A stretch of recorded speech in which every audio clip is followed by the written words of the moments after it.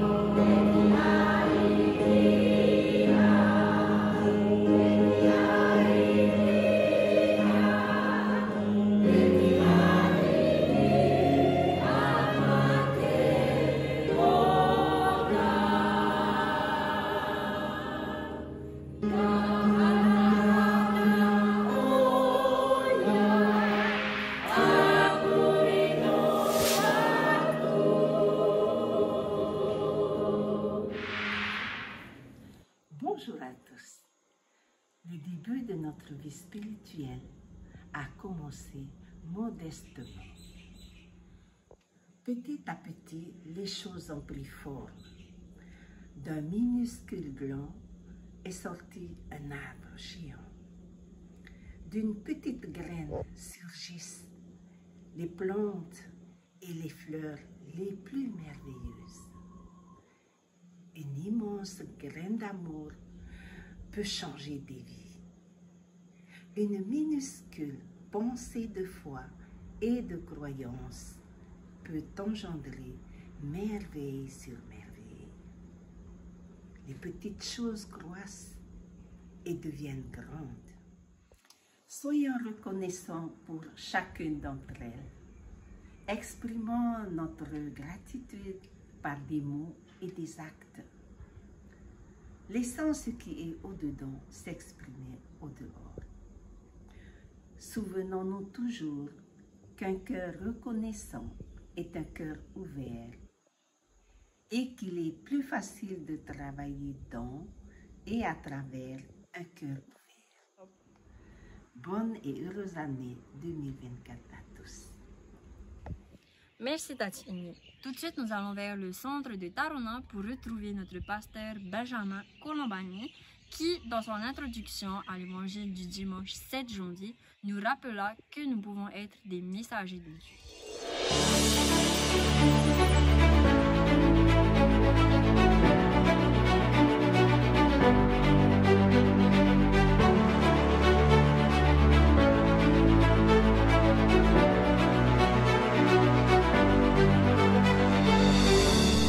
Frères et sœurs, bonjour. Je vous salue en ce dernier dimanche de l'année avec un cœur rempli de gratitude. Tony était connu pour sa gentillesse, sa patience et sa sagesse. Chaque jour, il accueillait les clients avec un sourire chaleureux et offrait des conseils sur les meilleurs livres à lire. Un jour, une jeune femme du nom d'Emma, pas Bélé, ni Smith, entre dans la librairie. Elle était perdue et cherchait quelque chose qui donnerait un sens à sa vie. Tony, comme d'habitude, l'accueillit avec bienveillance. Après une brève conversation, il recommanda un livre qui avait profondément influencé sa propre vie. Elle expliqua à Tony comment le livre avait changé sa vie. Elle exprima sa gratitude envers Tony de l'avoir dirigé vers une source d'inspiration. Frères et sœurs, cette histoire nous rappelle que dans notre vie de tous les jours, nous pouvons aussi être des messagers de Dieu comme Tony. Il a reconnu le besoin d'Emma et l'a dirigé vers une source de transformation. De la même manière, nous sommes appelés à reconnaître la présence du Messie dans nos interactions quotidiennes. Bien, à présent, des images vont nous être projetées. Il y a un exercice tout simple que je souhaite vous faire faire. Alors, voici la consigne, c'est reconnaître la personne à travers sa silhouette. Je n'ai pas été très loin.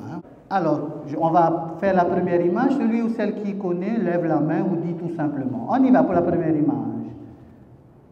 Qui reconnaissez-vous? Oui? Sherlock Holmes. Comment reconnaissez-vous que c'est Sherlock Holmes? Ah, c'est sa pipe ou son chapeau. Hein? J'ai hésité longtemps avant de mettre cette image, à cause justement de cette pipe. Hein?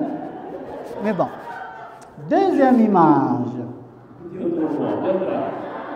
Alors, vous avez reconnu Batman, par quoi? Et pourquoi c'est pas Superman? Ah,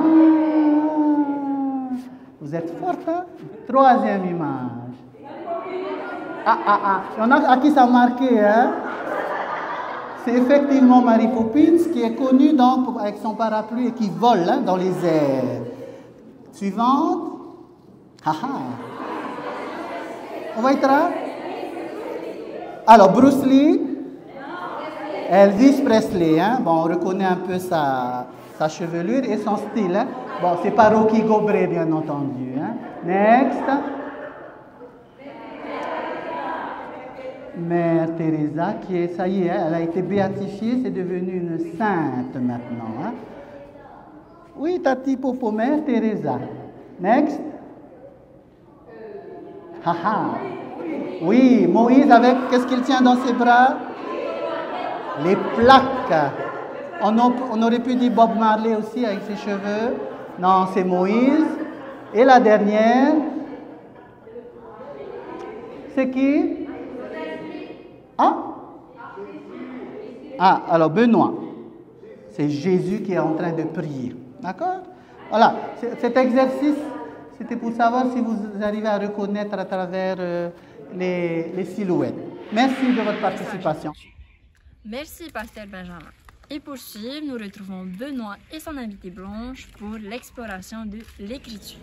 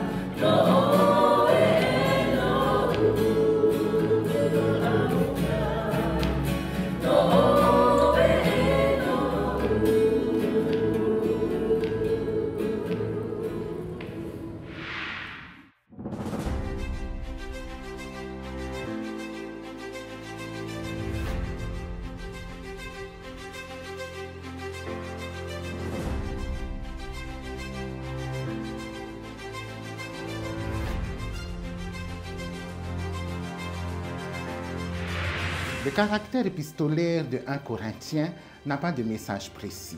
Si cette épître répond à plusieurs problèmes de communauté, l'auteur de ces lettres ouvre des panneaux étonnants qui osent et nous invitent à regarder au-delà de l'horizon. Une liberté aux saveurs nouvelles. Bienvenue dans l'exploration de l'écriture.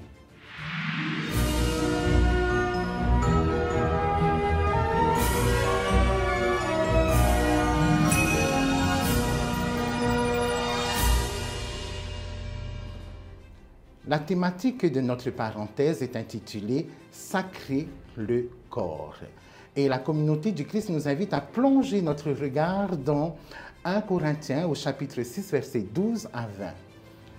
Pour cette exploration, nous retrouvons notre sœur Blanche. Bonjour Blanche. Bonjour Benoît. Dis-moi, peux-tu nous rappeler qui est l'auteur de cette épître, s'il te plaît? Paul a écrit l'épître aux Corinthiens vers la fin de son séjour à Éphèse, pendant son 3e voyage missionnaire, approximativement entre 55 et 56. En quelques mots, peux-tu nous rappeler qui est Paul? Comme vous l'avez mentionné, sœur Lily et toi, Paul était connu comme étant le persécuteur des Juifs convertis. Il était né à Tars, qui est l'actuelle Turquie, entre les années 5 et 15. Il était un notable juif qui est mort en 67, martyrisé et persécuté pour le message chrétien qu'il promouvait et célébrait. D'ailleurs, instigateur de la foi chrétienne, Paul fut un personnage clé de l'expansion du christianisme. Son premier texte date autour de 56-57, est, semble-t-il, le plus ancien des livres du Nouveau Testament, soit avant les 4 évangiles. Alors, est-ce que Paul a rencontré et connu Jésus? Paul le dit lui-même, il n'a pas connu Jésus de son vivant. Mais il faut savoir qu'il est l'un des premiers à avoir rencontré le ressuscité. C'est-à-dire, il fut l'un des premiers à avoir répondu à l'appel de Christ ressuscité. Alors, j'aime bien ce que je viens d'entendre. Sans plonger dans la polémique, est-ce que tu peux me dire si tu es d'accord avec ce que Paul dit lorsqu'il écrit dans 1 Corinthiens 15, versets 1 à 4, qui dit ceci: « Christ est mort pour nos péchés. Il a été enseveli, il est ressuscité, il est apparu à Céphas, c'est-à-dire à Pierre, aux 12, à plus de 500 frères, ensuite à Jacques, à tous les apôtres, après eux tous, il m'est aussi apparu à moi. » Donc, voici ma question. Qui est la première personne qui a rencontré Jésus le ressuscité? C'est une bonne réflexion. Dans l'Évangile selon Luc au chapitre 24, il est consigné que ce sont des femmes qui ont trouvé le tombeau vide. Selon Jean au chapitre 20, versets 13 à 18, Jean témoigne que Marie-Madeleine était là, en pleurs, devant le tombeau vide, car non seulement Jésus est mort, mais son corps avait disparu. Marie ne reconnut pas Jésus qu'elle a pris pour le jardinier, et il faudra que Jésus prononce son nom pour qu'enfin elle le reconnaisse. Elle voulait le retenir, mais Jésus lui demanda de le laisser partir vers son Père et d'aller annoncer la bonne nouvelle aux autres. Marie-Madeleine fut la première à avoir rencontré Jésus et répondu à son appel d'apporter la bonne nouvelle. C'est étonnant. Alors, dis-moi, pourquoi est-ce que Paul passe ces faits sous silence? La vision de Paul sur la place de la femme au sein de la communauté est développée dans les chapitres 11 à 14 de 1 Corinthiens. On peut y trouver une réponse à ta question. Ces passages sont une mise au point de Paul vis-à-vis des femmes qui, selon moi, n'ont peut-être pas compris ce qu'est la vraie liberté chrétienne. La vraie liberté chrétienne, c'est tout un monde. Justement, notre Écriture parle de cette liberté chrétienne. Selon toi, quelle idée essentielle nous devons retenir de notre passage? Avant tout, il faut restituer ce passage dans son contexte. La communauté chrétienne que Paul créa à Corinthe était composée en grande partie de païens assez modestes. Ici, Paul traite de questions diverses. On distingue plusieurs sources. Par exemple, il y a le thème sur le corps, celui de l'esclave, celui du temple, l'importance des sacrilèges.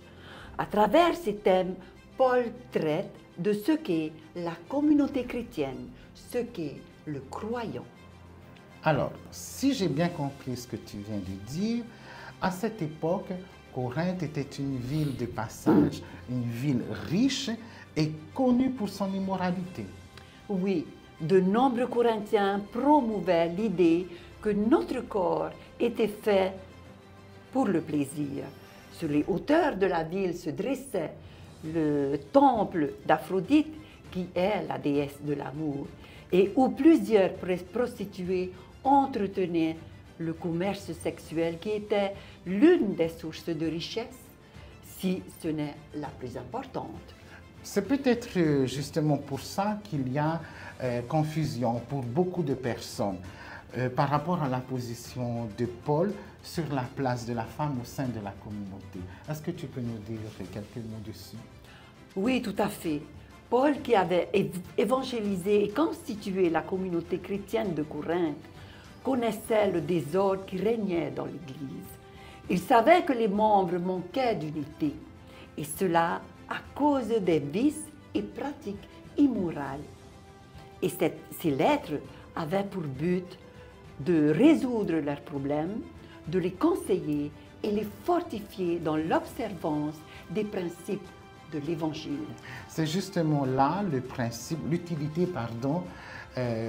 du principe de la liberté dont tu parlais. Exactement, Benoît. Paul rappelle ici le principe de l'appel à la liberté du chrétien. Étant sous la grâce de Dieu, grâce au Christ, Paul explique que nous sommes des hommes et des femmes libres. Mais une telle liberté ne justifie en aucune manière l'anarchie. Il dit que même si le chrétien est libre d'utiliser son corps, il doit respecter deux principes. Premièrement, la liberté doit nous servir pour faire ce qui est utile, c'est-à-dire profitable et bien autour de nous. Deuxièmement, tout ce qui nous rend dépendants n'est pas de la liberté, mais de la servitude, de l'esclavage. Par exemple, l'argent est utile, mais pas au point de tuer ou voler pour en avoir. Paul est conscient que la liberté peut nous faire perdre la maîtrise de soi et nous éloigner de Dieu. Blanche, merci déjà, et nous allons refermer cette parenthèse. Mais avant de la refermer, j'aimerais que tu nous apportes un éclairage qui sera notre message du jour, faire notre conclusion. En gros, s'il te plaît, le dernier mot, c'est à toi. Au vu de la nouvelle année que nous entamons, c'est une bonne nouvelle, plutôt rassurante et encourageante pour s'engager dans la vie et ses missions. Œuvrer davantage, aimer encore plus, dans l'espoir que le meilleur advienne. Qu'importe les défis à relever, n'ayons pas peur. Nous possédons en nous la force et le soutien nécessaires pour progresser et ne pas perdre pied. Tout comme Paul, célébrons Dieu de ce que nos vies soient la preuve et nos folles expériences très parlantes expriment sa présence en nous. On ne le voit pas, on peut ne pas l'entendre, mais nous pouvons le ressentir. Oui, Paul apporte quelque chose de nouveau dans cette lettre. La vraie liberté chrétienne est la nouveauté. Nous tirons les expériences de nos pratiques et certaines d'entre elles vont nous éloigner de notre Dieu et de notre communauté.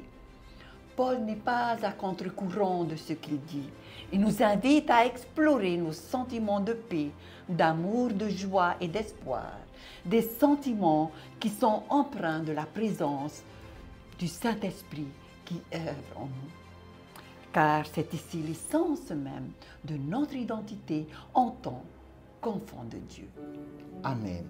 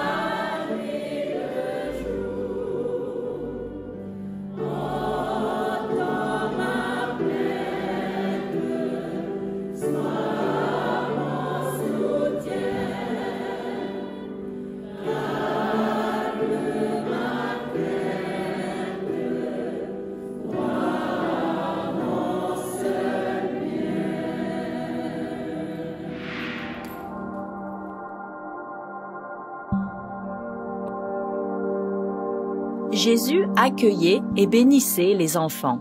La communauté du Christ continue à reconnaître la bénédiction qu'une nouvelle vie apporte à une famille, à une congrégation, à toute l'Église. Ce sacrement célèbre la bénédiction continue du Saint-Esprit pour l'enfant et la communauté.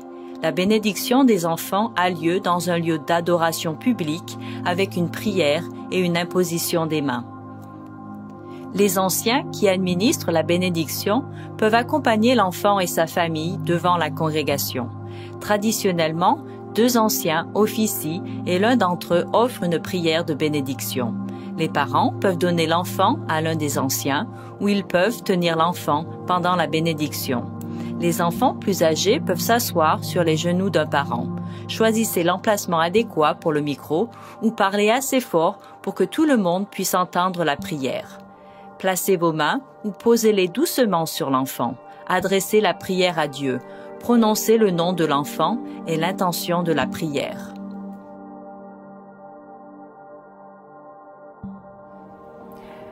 Gracious, loving God, as ministers and community of Christ, we lay our hands on this beautiful child of yours.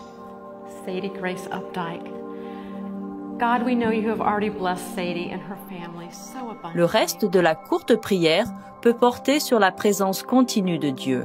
Elle peut comprendre une bénédiction et un encouragement et reconnaître la bénédiction que la famille et la congrégation reçoivent à travers cette jeune vie.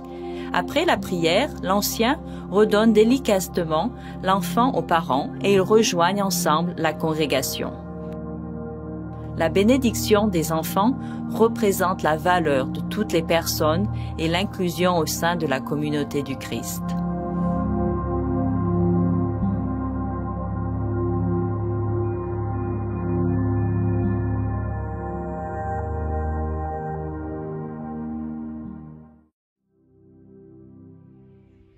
Et voilà les amis, c'est tout pour aujourd'hui. Je vous remercie pour votre présence. Prenez soin de vous et n'oubliez pas, pour votre prochain, soyez la bénédiction attendue de Dieu.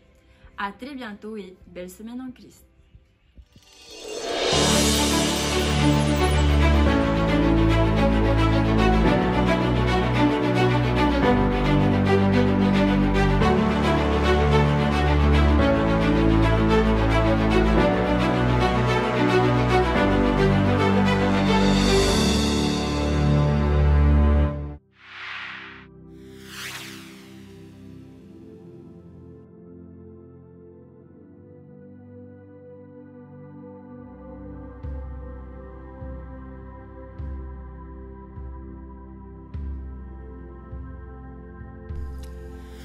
O tau e whaaro mai nei, te mohua e te momero no te utahi o te mitia.